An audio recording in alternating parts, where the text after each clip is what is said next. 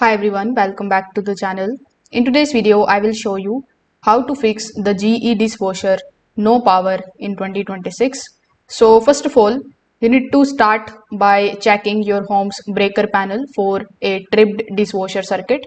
You can just simply reset the breaker completely by switching it off and then back on.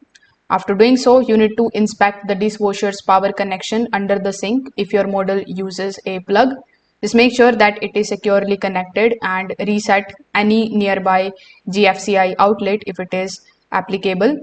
After doing so, if your dishwasher has intermittent power or appear dead, you can inspect the door latch and switch assembly.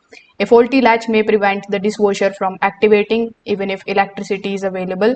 So you need to make sure that the door closes fully and clicks securely into the place.